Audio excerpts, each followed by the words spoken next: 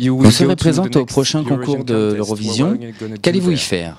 Exactement, le concours de l'Eurovision va se dérouler en mai prochain.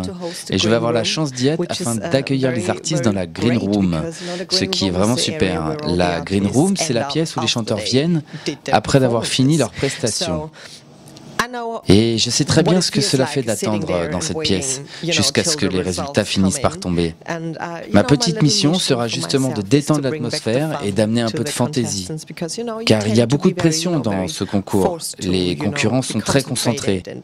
C'est une bonne chose, mais en même temps, il ne faut pas oublier que vous êtes là pour l'Eurovision, pour faire ce que vous aimez le plus, c'est-à-dire de la musique.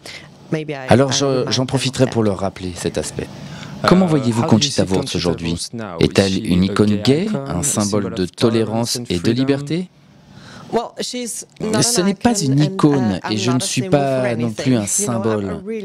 Je représente juste moi-même. C'est un honneur d'être considéré comme une icône ou un modèle, mais je ne souhaite pas suivre cette direction. Je fais juste ce qu'il me plaît.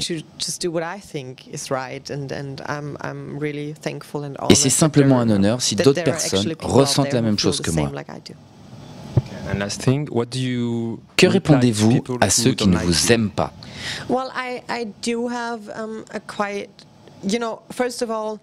Premièrement, j'accepte toutes les critiques. Pour moi, c'est super que les gens puissent avoir des avis différents et surtout qu'ils puissent en parler entre eux. Mais si des gens ne m'aiment pas, eh bien, je dirais que c'est tant pis pour eux et tant pis pour moi. Doit-on dire il ou elle lorsqu'on parle de vous? La meilleure façon de respecter un travesti, c'est de le considérer comme il se voit.